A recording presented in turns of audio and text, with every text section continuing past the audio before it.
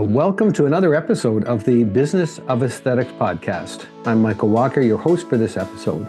Before we get started, I want to thank all of our incredible listeners from the United States, Canada, and around the globe. Your continuous support means everything to us. A special thank you also goes out to our sponsor for this episode, Equa Marketing. With nearly 20 years of experience, Equa Marketing is a leader in digital marketing services for aesthetic practices. They are offering our listeners a complimentary digital marketing consultation, which includes a tailor-made 12-month digital strategy for your practice. They say that's a complimentary consultation they're offering, and if you'll be able to head over to www.businessaesthetics, all one word, .org/MSM/, and that's where you can book your consultation. So I encourage you to have a look at that. It's just a wonderful opportunity to get some great insight on the digital side of your operation and the marketing related to that. But without further delay, let's dive into our topic for today. And the title is From Clients to Champions, Boosting Retention and Revenue in Aesthetic Practices. And today we have with us Kara McClanahan. Welcome, Kara. It is great to have you here. I'm excited. Thank you for having me. Kara is a trusted advisor to aesthetic clinics and a strategic expert in client retention, revenue optimization, and sustainable growth.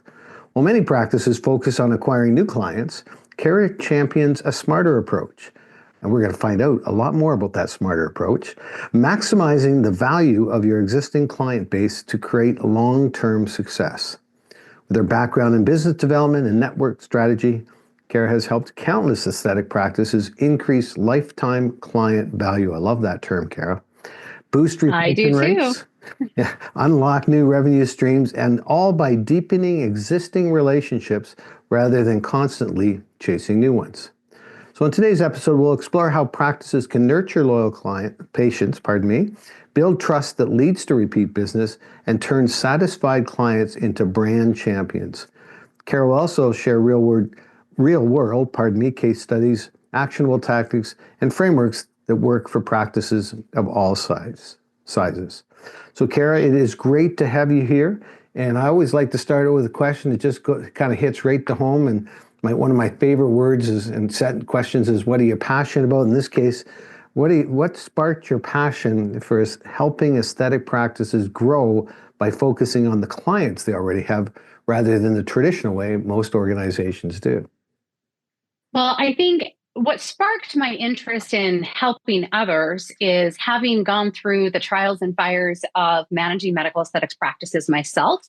I've been in aesthetics for over 30 years. I started, honestly, as an esthetician myself and found that I really enjoyed the business building side rather than treating patients. Not that I didn't love treating patients, but I just had a knack for and really enjoyed the business side. And I think passion drives performance. And so I found my passion really managing medical aesthetics practices. And I did that for the first 15 years of my career. I was lucky enough to work in plastic surgery practices, cosmetic dermatology practices.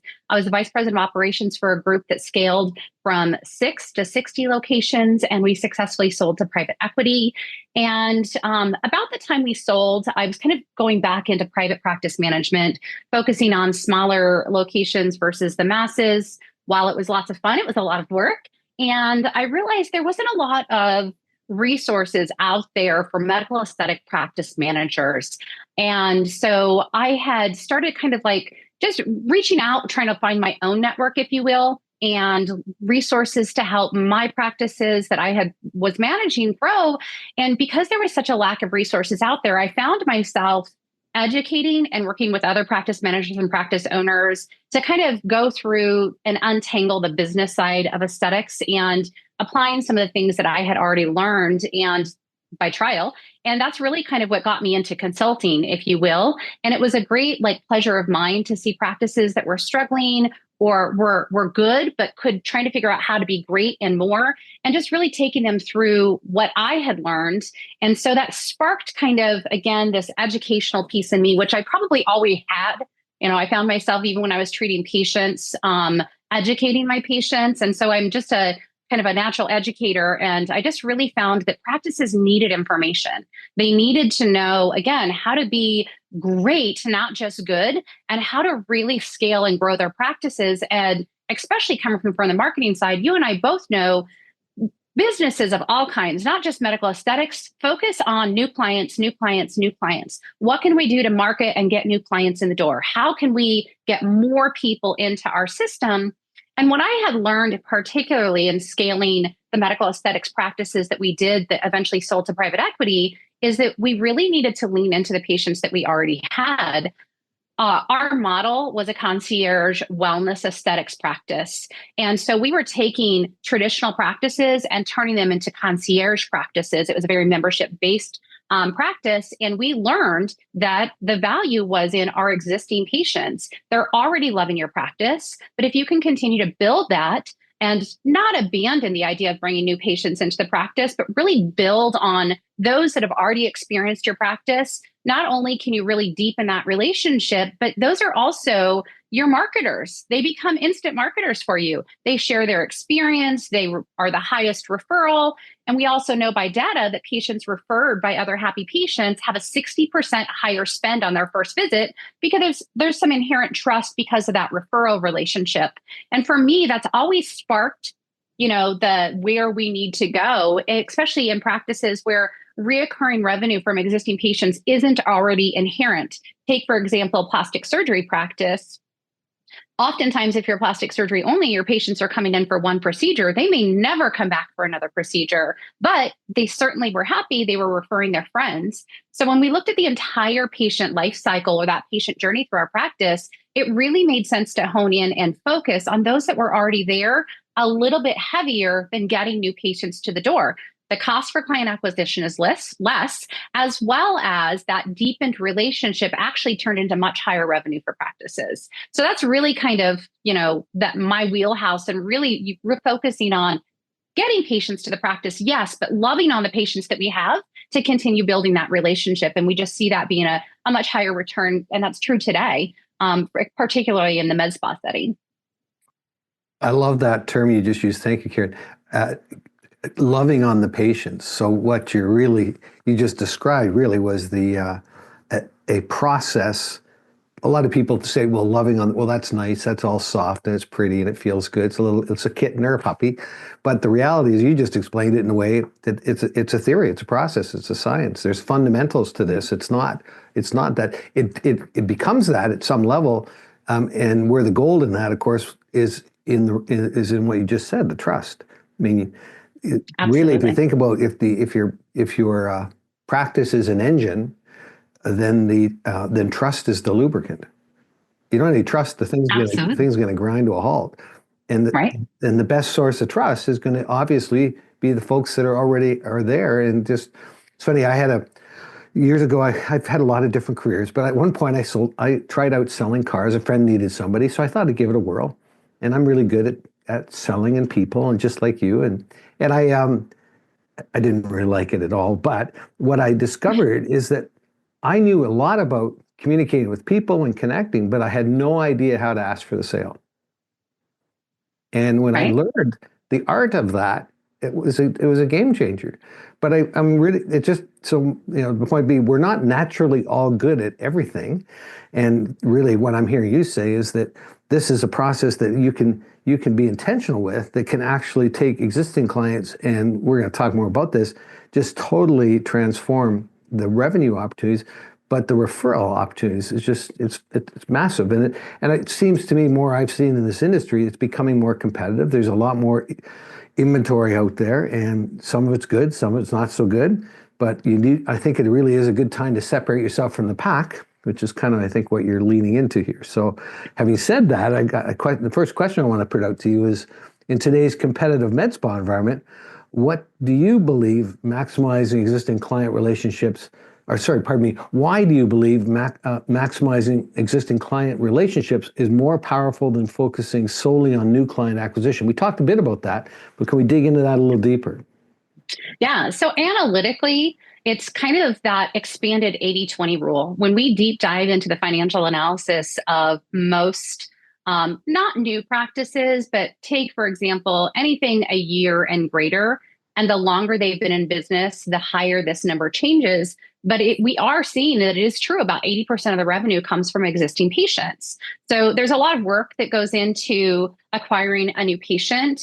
But when we look at the data, we know that again, that highest revenue streams typically come from our existing patients. And we said it before, it's that trust factor, but it's also, again, it's easier to differentiate and build a relationship with somebody you know, right? So patient finds us from our friend Google, or even nowadays, right, social media. They have eyes on us. They can see what we say we're about. They can see what potentially differentiates us. But until they're in the doors and they've experienced your services, they don't know that to be true. But the patients that are in your practice know that to be true if you're doing all of the things to nurture that relationship. And there is, again, a value placed on our patients. Currently in the med spa world, data from AmSpa tells us that the lifetime value of a med spa patient is somewhere around $6,500 to $10,500. Now, I actually believe it should be quite a bit higher, and is in most cases, but that's an average. And the spend from a new patient is typically under $500 in a med spa. And if that new patient doesn't come back, then we've lost the potential lifetime value of that patient. So again, focusing on the patients that are already in our practice, we can not only differentiate ourselves, but continue to expand and really roll out, again, new programs, new products. They're the ones that are most adaptable when you're bringing on a new service. They're the ones that get excited about your membership plans. And so statistically, again, that higher spend also, as I said before, turns into higher referral rates. And that's a real thing across every single practice. I've worked with thousands of medical aesthetics practices throughout my career. And we see it even from the industry side.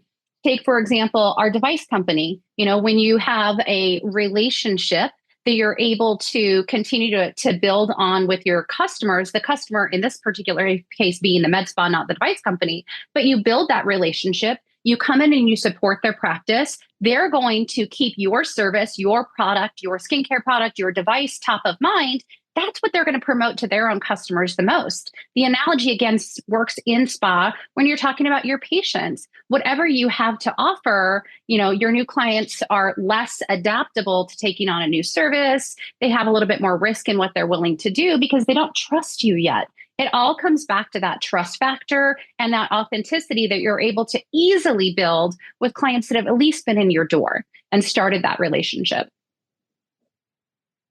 Beautiful. I totally see that as when we start about as if indeed there's value in separating yourself from the pack. I like to always say there's anybody can meet a customer's needs. Just, you know, I want to buy I want to buy a toothbrush, sell them a toothbrush. You know, it's pretty straightforward. But to exceed their needs, exceed their expectations, it requires us to know a little bit about them. And so now we have to, and of course, with an existing customer, we start to build that relationship. And if we have a good CRM in behind it, customer relationship module that tracks all the things that are unique about that person, it gets really easy to be able to add value to the customer experience. But I like to describe it is what if the challenge isn't just that was okay, that was good, but what if the challenge was to unexpectedly delight the customer?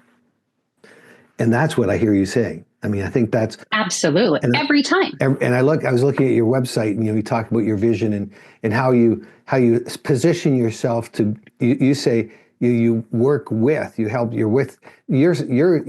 setting yourself up as a not. You use the word consultant, Kara, and I don't know. I don't see you as a consultant. I see you as a more of a coach. Like, because you have a passion for business, but you also have a passion for people, and you have a passion for in the industry you're in. And all of that, consultants tend to be more just information deliverers and strategies and all that. I've been there, but I think the coaching side of this, because the gift of this business and why people keep coming back is because they believe in the passion you have for it, and they want more of what you have. Absolutely. I Yeah. don't love the word consultant either, right? There's consultants are a dime a dozen, especially in this industry. And just like med spas are a dime a dozen. And it's really about a partnership. I strategically named my company Aesthetic Practice Partners because I want those that I work with to understand I'm a true partner with you alongside you when we work together in your practice. Spoke at a conference over this last week and they asked me, well, what does that mean? I mean, you can say that, but what does being a partner really mean? And this is true. You can apply this in your clinic to your patients is a partner walks through the journey with you. A consultant, like you said, gives you information, tells you there's a roadmap, gives recommendations, and these are the things that you should do. A partner walks you through that journey, shows you how to untangle the how to and really fully execute. And I think that that could be true also with clinicians and business owners and anyone in your med spa. When you truly look at your relationship with your customer, who's your patient, your client, whatever you're calling them in your practice, when you're truly invested in them and you're not just there to one, deliver a service or two, provide a product, you're there to help them with their journey. And that makes a huge difference. And I think that that's a big differentiator in the practices that I work with is that we're so trained in this industry to sell, get that client acquisition cost down, but get that client lifetime value up. And we're going to sell them this. And when they walk in the door, we're going to do this and we're going to do that. It's all focused on our KPIs and getting those sales goals up. But if you partner with your clients and you really fully understand what their need is, then you can really prescribe all the amazing treatments, products, and services that you have, but you have to be invested in their journey. You have to be able to educate them and not just on why you offer this service or why it's good for them. I've heard this quote so many times in the sales side, but this is so true with our client journey side is that a good salesperson can sell, right? They can sell a product based on its value. And a great salesperson can sell a product based on outcome, right? Good is the product value. Great is the outcome that they can get. But an amazing, excellent person can sell emotion. And when our clients come to us, especially in the med spa world, it's not just fluff and puff. They're coming because there's something that they're possibly insecure about, whether it's aging, whether it's a condition like acne or melasma. But if you can sell the emotion of what I have to offer you, that's going to help resolve that. You're going to feel different. You're going to look different. There's, again, I love stats and AmSpa one is one of our greatest sources. There's another stat out there from AmSpa, and I believe it's somewhere around 83% of women view aesthetic treatments as an investment in both their professional and their personal lives. So if you can really why is this an investment in their professional life? Because scientifically, we know that we're going to perform better if we look better, we feel better, and we just have a great outlook and it brings confidence to the table. We're going to do better in our professional lives, in our personal lives. How we feel, especially as women, is directly correlated to our performance in many different areas of our life. So this is an investment for them. You're not selling them a neurotoxin. You're not selling them a syringe of filler, biostimulator, or a product. You're giving them an emotional connection to their confidence. And I think, again, if we can continue to convey that, and that builds over time, then you're not selling your patients anything. You're providing a solution and you're emotionally connected to their outcome. Yeah, absolutely. And I love the, just emotional connection to their confidence. I mean, that's Absolutely. I've You're heard their several, coach. yeah, there's it was what, I was doing a podcast a while back and one of the folks talking, we were talking about, there's a moment sometimes in a woman's life and a man's for that matter, but this is a predominantly female industry, but that they look in the mirror and they say, I'm not familiar with who that person is. And I Right. love that. I thought that was so brilliant. I can identify that. Right. And I think and that's that confidence piece. We my world, I focus on leadership development and coaching in that realm, but we always talk about creating influential leaders. Influential Mm-hmm. leadership is what we talk about. We define influential leadership as giving someone something they don't even know they need or want. Once they have it, they can't imagine living without it. Right. And here, building right into your platform, but then they can't wait to give it away. That's what we're That's talking right. about today. We've learned a long time ago that the greatest gift is a relationship, and the greatest activator of relationship is trust. And everybody has a story, and everyone wants to tell a story. So we know in marketing, for instance, getting reviews and all kind and likes and all that is powerful, but they just multiply in their power when they become love letters. Mhm. And that's the Absolutely. paradigm shift. That's where you separate the girls from the women and the men from the boys. So let Right. me let Absolutely. me let me throw a question out to you here. So we've talked about, what, okay, well, this, I'm excited about this, Kara. Our probably some listeners are saying, okay, well, but how? How? Yeah. So Yeah. what are some of the most effective strategies you've seen for increasing client lifetime value in aesthetic practices? Yeah. So we've all seen the big boom in things like membership programs. So I'd say starting there, first off, it's reoccurring revenue. And second, it's building a relationship. It's getting them to invest in you while, again, you're continuing to invest in them. So the easiest thing a practice can do is implement a proper membership program, some type of loyalty program, whether it's a banking type program, whether it's a points type program, or just a monthly added value program. And we can talk about what some of those look like. But just number one, every med spa these days and aesthetic practice should have a membership program that rewards your patients, not just asks them to spend more dollars, rewards your patients for their loyalty. And again, that keeps them coming back in, especially if it's a monthly model, whereas maybe there's a gratis treatment, or if it is a banking model that they're able to stack their dollars over time. Maybe that's their savings bank, right? A lot of these expenses or these treatments can be quite expensive. So if you're building out, this is my second one, build out long-term patient treatment plans and allow them to bank their dollars and then use them getting a benefit. Now, why I firmly believe every practice needs to have comprehensive treatment plans. So if I walk into your clinic, I'm an almost 50-year-old woman. I have good skin, but it's because I'm in the industry, right? But you have to look and see, well, not only what is she coming in for today, if I schedule my appointment for a neurotoxin and I'm a brand new neurotoxin patient, we can assume that 70% of the female population has probably had some type of neurotoxin if they're greater than 30 years old. And I'm a new patient. Are you going to just come in and treat me with a neurotoxin? Or are you going to ask me the right questions to really identify what are my long-term goals? What is my, personal lifestyle? And, what are some of the things that I do on a day-to-day basis or an ongoing basis? And you build my treatment plan, not around my treatment today, a neurotoxin, but what I'm potentially going to do over time. You can build a comprehensive treatment plan that keeps me coming back in the door. If you just treat me with neurotoxin, you don't know if I'm coming back. You're not building that relationship. So if I didn't join your membership program, at the very least, you should have presented me with a comprehensive treatment plan. Every single new patient should have an in-depth consultation. I'm a huge fan of using skin visualizers like a Visio or something similar. So you can show your patients where they are and then show them their journey, show them that story behind what's going on underneath their skin, not just topically, and build a relationship, build a treatment plan. There's so much value in that because if you just talk to me about what I'm coming in for, you lose the opportunity to talk to me about all the other different colors of the palette that you have or the tools that you have in your tool belt.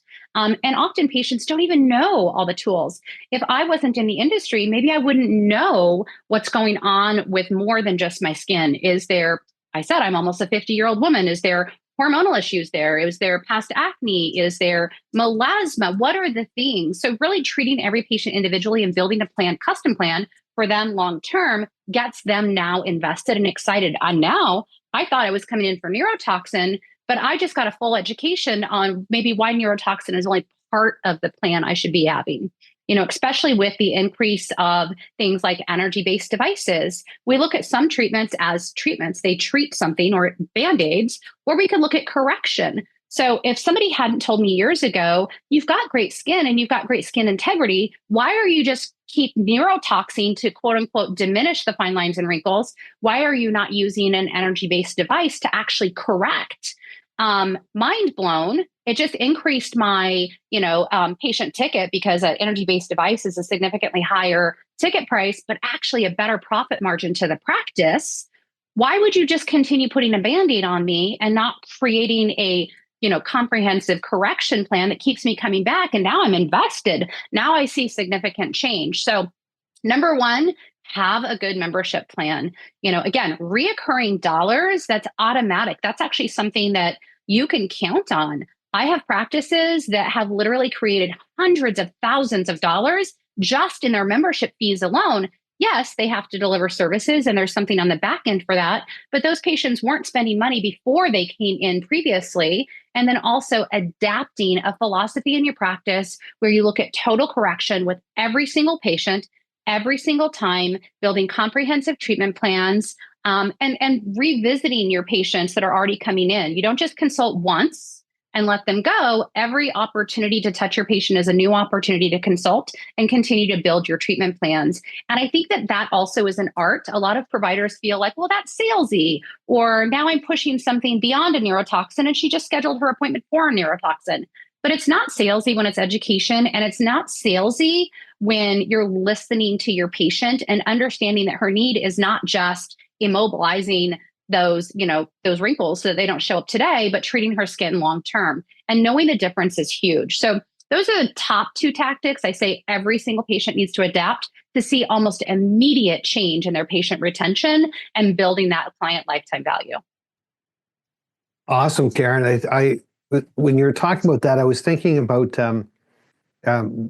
when we're building this value and we're creating this long stream. One of the things that I'm curious of your feedback is on this, but a thing that feels like goes with that to me in my world is we're really intentional about focusing on celebrating the wins. Really, what's been most valuable in that experience, in that moment with people. And I do a lot of work in traditional retail and different, and with really any, but when I say celebrate the wins, it's about celebrating the wins with the client in a way that not just the transactional side, which we're talking about. Well, I had this shot, or whatever it was, but how did it make you? How did it play into who you are and why you matter? Not just what it did and how it did it, but who you are and why you matter. And how do we capture that in a conversation that, in a way, could be cumulative, that helps build this history? Why would you not want to keep coming back when you've seen this is what you're talking about? Wow, I can just see the transition. Because I noticed, obviously you look in the mirror, you see something different. That's kind of the easy part of this. But we're talking about the emotions, but the confidence thing, often we get so busy in life, we come in, have a great moment, great experience, then we're back out and then the kids are screaming and we got this and we didn't do that or whatever's going on, and we lose that. We just lose sight of it. So is there any thoughts you have on how an organization or a practice could actually capture that kind of information in a way that they could make it value added to not only the obviously the continued life cycle of that client, but the growth of the client? Does that make sense? Yeah, it does. I think that's where things like your care calls come in and how you follow up with clients, you had mentioned using a CRM earlier, what that continued communication looks like. Because again, I think a misstep for a lot of practices is once the patient leaves, like you said, they're often running into their life, right? The kids and life and career and whatever's going on, then you as a clinic are often on to the next patient, on to the next goal. You have to create intentional processes internally to make sure that the relationship doesn't stop there. So I had mentioned using things like skin visualizers. You're like bringing your patients every single time they come in. If you're snapping a photo, doing a scan with your skin visualizers, you can show them the journey in their skin. You can show them what's happening. Being really good with before and after photos. It's not just about marketing. It's being able to show a patient side by side, because we look at ourselves in the face every single day. I was the vice president of sales for a medical device company for years. And I had a client who had just purchased our device and treated several patients. And she had one patient that she almost wanted to return her device because she had one patient that wanted to, cancel her future treatments, was unhappy with the money she spent, because this treatment doesn't always give instant gratification, right? So the device I sold was radiofrequency microneedling, and you don't get instant results. You see that down the road.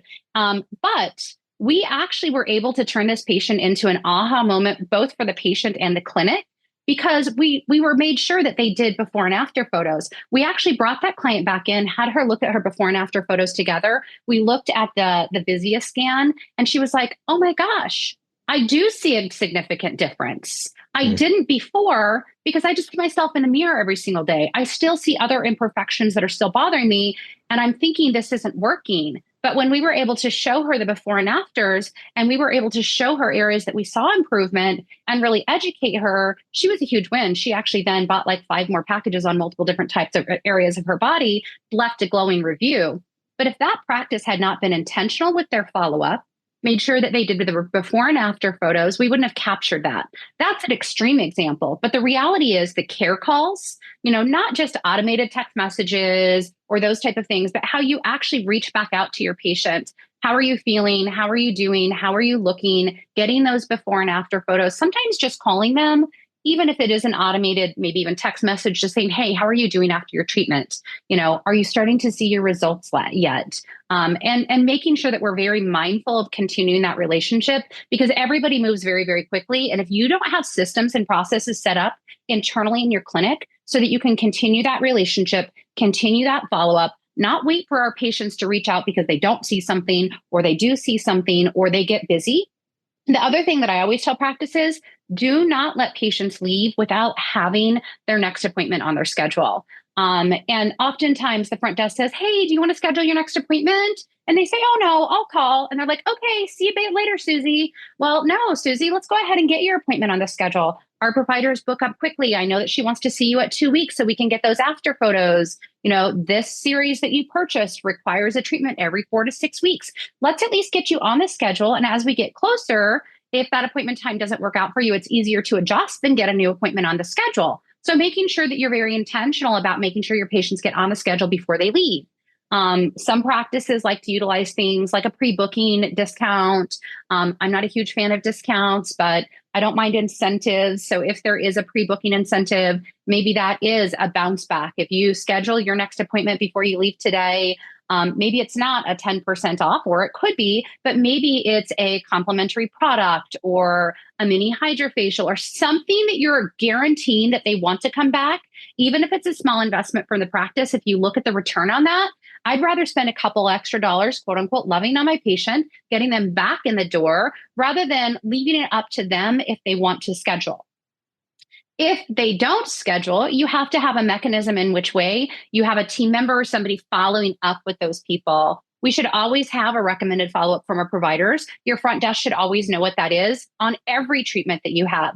So for example, in the practices that I ran, if someone had a neurotoxin appointment, if they didn't automatically schedule their next appointment for 3 to 4 months, somebody from my team was calling them at 2 months, letting them know that a month from now, your treatment's due. Let's go ahead and get you on the schedule. If it's a series or a package, when does that happen? There should always be an intentional follow-up, and it has to be very, very systematic, or else things will fall off the schedule and fall off the cracks. The same is true for no-showed appointments. We kind of like poo-poo our faces when someone no-shows, but you don't know what happened. What if something, did happen? What if work meetings change all the time? Now I'm very good about calling and canceling appointments, but it happens. Life happens. A flat tire on the way to your clinic. If I get a flat tire on my way to your office, you're probably not the first person I'm going to call. But you should be following up with those patients. Cancellations and not rescheduling. Again, we have to have systematic approaches on how we handle little teeny tiny things to make sure that our patients keep coming back and have ways to, get back into the clinic and continue to build that relationship. And sometimes just checking on them shows them that you care. Again, going back to that term, I keep saying it, loving on your patients. Just because something like a no-show happens or a cancellation happens doesn't necessarily mean they don't want to come see you, but you showing you care makes a difference as to whether they want to reschedule sometimes. Absolutely. There's that saying, Kara, people don't care how much you know until they know how much you care. Right? And, that just plays right into this. So you said, I have to weigh in on that discounting. So in my world, you never discount. If I said, if you and I went out and we were going to go, we're going to buy a new television. We went and looking at them, we're looking at the price, like that. We might say, so, and is that your best price, or is there a better price? We've all done it. We've all been there. And what we do, as soon as we do that, we just basically told the customer, we say, yeah, we can give you a better price. We just told them we were overpriced. Right. Well, Like, and we just told them that the first price that we offered them was unintentional pricing, right? So if we say, oh, don't worry about it. You don't want to pay 500, it's okay. I'll give it to you for 400. So you just told them your service isn't worth 500 and that you gave them an unintentional price the first time. So I'm also big on price transparency with the practices. I always like to say our prices are what they are. Don't change your prices. Keep them at market level. For all of my consulting clients, I like my clients to be at 80% of the market value. So when we look at the market value, you have a low to a high. Going back to neurotoxin because it's an easy one. The average neurotoxin price in this market is $12 to $16. Well, I want my clients at the $14.50 to $15 a unit because I want them on the higher value. I don't want them to be the highest. But here's where your incentives come in. Your membership packages. If you want a lower price, I will extend you special pricing when you're part of our membership program. It's our loyalty. I'm thanking you with special pricing. I'm not giving you a discount, right? We have different ways to do things, seasonal promotions, annual open houses, a lot of different ways where you can offer some type of incentive-based pricing. But when you offer discounts, it does two things. Your discount patients, or the ones that want a low price, are your lowest retentive patients. Those are the ones that are out knocking on doors and finding the lower price. And the next time they find the lowest price, they're going to go there. They're easily swayed because cost matters. Well, cost should matter to all of us. I use the analogy of my favorite shoes. My favorite shoe designer is Valentino. I could go to the Valentino store and pay $1,600 for a pair of Valentino shoes, or I can go to Nordstrom's and pay $1,550. That's only a $50 difference because they're a bigger store. But why am I going to buy them from Nordstrom's? Because I have a Nordstrom's card. I'm going to get a Nordstrom reward. I'm going to get a coupon back. So it's not that $50 difference. It's the value that I get. I'm going to get something back. You can use the same analogy with Costco. Sometimes we go to Costco, we get this great big huge discount for buying everything in bulk. It's really not that much of a discount when you actually start looking at the prices. But what's the value? I get 2% cash back. I can return it anytime I want. They now know me by name at the front door, but that's my fault. That's the relationship that actually Costco trains their employees to have, when you go there. So you take this into consideration, all of these different things. I don't know how many Costco shoppers are out there listening. You think of it as a warehouse, but I dare you to walk into a Costco and not have 5 people ask you if you found what you're looking for. Do you have any questions? Willing to load your cart for you? They, again, like Nordstrom's, higher end experience, are trained to be customer service experts and build relationships. That's the value. It's not the 17 pounds of rice for $5 a pound, right? Or $5 a bag. It's that relationship that you get. And then there's the added benefit of some type of lower cost because you're buying in bulk. The same thing happens with your membership program. So again, don't devalue your prices and your services. It's the same thing when people ask me about consultation fees. If you don't charge a consultation fee, you're saying your time is free. My time is not worth anything. The education that I'm going to give you when you walk in the door, whether you buy something or not, has no value. So you really, really have to think about what is your value and positioning yourself likewise, and then sell it, right? Not sell it, educate it, convince them, share them, that unique value proposition, and people will pay a premium price for a premium product. We know that by look at our luxury market, right? Tells us the same thing. But you have to be able to educate them and really validate why you have premium services, why you have premium projects. Is your injector, an expert injector? Can you say, I've injected almost 1 million units of Botox or whatever your toxin of choice is? You have to be able to validate that. And again, it's all part of that sharing experience, building that trust, getting them back in without compromising, one, your prices, your value, but your profit margin. Yeah, beautiful. And I think the whole idea of value added, if you get something and I got this treatment and I got 10% off. Okay, fine. But you're more excited about telling the story if you say, I got this treatment and actually when I got this treatment, when I bought 3 more, I got 2 extra. Mm-hmm. which story are you going to tell? Everyone likes to Right. be on the upside of the story. Of course, it's like the gambling principle. Everybody says, yeah, I won $150 at the casino or whatever, but nobody ever tells you how much it costs to win that. Right.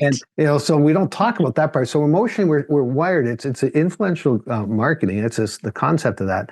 But I said, but this business is not the aesthetics business is not a commodity-based business. It's not. It should never be Right. priced. It has to be relationship-driven because everything you're talking about, Kara, feeds into that. Because without a long-term relationship where you're investing, growing, or protecting it, then you're just a price point.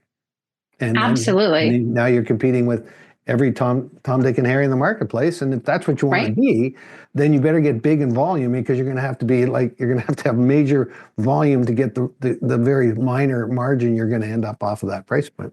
But Right. And I hate having to explain why practices are discounting because everyone knows, let's be honest, every consumer knows that if you're discounting deeply or you have low prices, you're just trying to get people in the door. Then that begs the question is, how qualified are your providers? How qualified are the products that you're using? And so if you can really base your relationships and your retention on that really, again, value add and what you can do, you're selling that story and building that relationship, not just being transactional with providing a low cost service. yeah, exactly. Well, let's keep in the vein of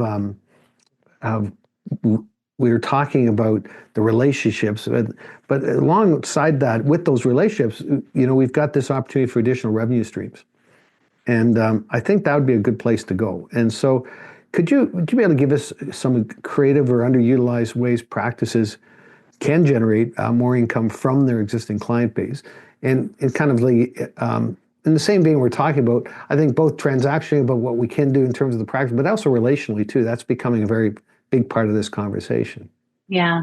So, well, we're seeing a lot of extra movement on what people are calling either wellness services or regenerative skincare, all these kind of things. And this has really been in the marketplace for years and years and years. It's just now becoming kind of a priority, I suppose, with the occurrence of things like GLP-1s. But people really, really focus on, again, if your patients or clients, you have a relationship with them, they're people, people matter. And there's not one solution, as I mentioned before. And I think that really focusing on treating the whole person. So making sure that your practice has services to address that. So when you think of things like regenerative medicine, obviously we had this great big huge movement in medical weight loss. What it promoted for us in the industry is we have to treat the whole patient. So when everyone started getting on all these GLP-1s, obviously we saw massive weight loss affecting our skin laxity, right? Now everyone's talking about, well, how do you address Ozempic face? Well, we've got to get them on fillers or energy-based devices. Whereas before, those patients were just weight loss patients. They came in once a week and we injected them. We weren't even thinking forward enough to think about how we can treat them entirely. And I think the practices that are doing really well are integrating ways to treat the whole patient. So things like supplements, and again, IV hydration, like looking at different revenue streams within the whole patient capsule. And so we're not just a med spa that does, skincare services. If our patients are on medical weight loss, they also are probably losing their hair and maybe not even knowing that it's associated, or there's other dietary issues that are going on. So supplementation makes sense, but we have to really, again, look at the patient and what do we not have? What do we not have in our clinic? If I walk in today, I want to address everything about me. So a lot of practices are integrating even things like hormone replacement therapies, again, the GLP-1s, other medical weight loss tools, supplementation, and other ways to bring in services that treat the whole patient. I think that right now, that's the big ad. That's the big, we can no longer just be a med spa that does neurotoxins, dermal fillers, laser hair removal, and a couple energy-based devices, and maybe sell a couple skincare lines. I think the other thing is alternatives. Every patient is different, and we used to have one thing we can treat for one condition. You have to really, really look into evidence-based medicine. We have to remember, we are medical practices, even though we are a med spa. or a skincare clinic. You're a medical practice. So looking at patients holistically is really, really important. And looking at what do we not have on the service menu to address a specific need for patients. Women's wellness has a big movement in women's wellness. And that's everything from, again, the GLP-1s to sexual dysfunction to vaginal rejuvenations, all the things that we weren't even thinking about before because we were laser hair removal, neurotoxin, dermal filler, and some skincare. So the big push right now is bringing in integrative medicine, bringing in rejuvenative aesthetics, as well as companion treatments, products, and services. I think are the big things that we're seeing a lot of right now. But again, it also comes back to what are your providers passionate about? So I always think, again, I said this before, passion drives performance, and your providers are the ones that are delivering the treatments. So it has to be treatments that they're excited about, products they're excited about, always staying up on technology. Technology changes consistently. There's always new devices and or treatments coming out. And so making sure that your practice is always staying up on what's out there. That doesn't mean you need to buy another $200,000 machine, but is there a gap? So I would definitely encourage every single practice to go back and look at their service menu. Go back and look at their service menu and identify, are there gaps? Are we missing a treatment somewhere? Is there a solution that we're not addressing in what's going on in the aesthetic arena today? I think is a big thing. And like, look at your service, your revenue drivers. What is driving your highest revenue to the practice? Take your neurotoxins and dermal fillers off the plate. We're probably always going to see in the med spa space that neurotoxins and dermal fillers are the highest revenue generators, although we are seeing that shift as well. But take those off the plate and look at everything else on your service menu and identify, visualize a patient. And do you have something to address that patient from head to toe, every condition, every skin type? And there is an easy solution out there, but make sure that you're integrating it into your comprehensive treatment plans. So things like putting bundles together. If you have a medical weight loss patient, we should be looking again at skin laxity. We should be looking at supplementation. We should be looking at hair regeneration, everything about this person, and making sure that we're integrating all of these things into our plans or have them available. Because many practices find themselves losing out where they might have a consistent neurotoxin patient or hydrofacial patient or someone that even comes in consistently, but they're going down the street to get some of those other treatments.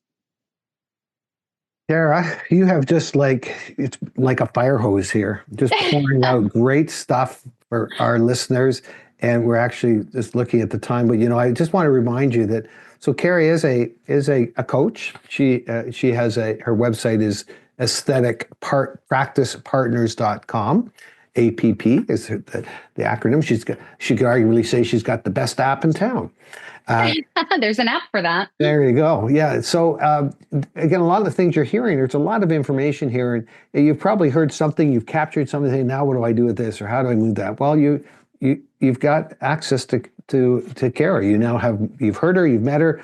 Arguably, there's a level of trust established just by virtue of this conversation you've had with her. So I encourage you to reach out to her and help you implement some of this. It's no good just hearing something and filing it away and I'll link it. What's one thing you could do when you get off this podcast, when you get off this podcast, what's one thing you could be intentional with to start putting in motion something you've heard today? And then if you need support and help, you can reach out to Kara for that. So Kara, thank you so much for joining us today and sharing your expertise. I loved our title, From Clients to Champions, Boosting Retention and Revenue in Aesthetic Practices. Thank you. It's been really marvelous today. Your insights in increasing client lifetime value, boosting retention, new revenue streams, super valuable. I know, just very helpful for us. So thank you very much. Thank you so much. I also want to take a moment to thank our amazing listeners. We appreciate each and every one of you. We couldn't do what we do without your support. So if you enjoyed today's episode, please share it with your colleagues and friends on social media and help us spread valuable knowledge throughout the aesthetics community. We love likes and we like reviews. So please feel free to throw something up on our platform. We know the power of those. That will help other aesthetic professionals and practice owners find us and gain actionable insights to grow and elevate their practices as well. But before we wrap up, a special thank you. I mentioned earlier with Equa Marketing, who are the sponsor for this episode. As mentioned, Equa has about 20 years of experience in digital marketing, specifically for aesthetic practices. And as I said, they were offering you a complimentary digital marketing consultation, which includes custom 12-month strategy tailored to your practice. So that sounds nice and that's important, but if you're a marketing expert, then that's probably not super valuable to you because you already got this thing figured out. If you aren't, this is just a beautiful gift and I can tell you, there's no strings attached. There's no trick to this. Simply the company wants to give you, and I know that Lila, who will be preparing some of this work, will do advanced work and look at what you're doing and actually come back to you with a report that is really tangible, kind of what Kara gave you in the realm of customer retention and revenue source, give you in the digital platform. So I encourage you to have a look at that. You would just be able to go to www.businessofesthetics.org/MSM/ and you can go ahead and book that hour as soon as you'd like to. So I really encourage you to take advantage of that. But let me just park us here. And so until next time, keep nurturing client relationships, driving retention, and building long-term success for your practice. And on behalf of Kara, wishing all of you an amazing week ahead. Thank you.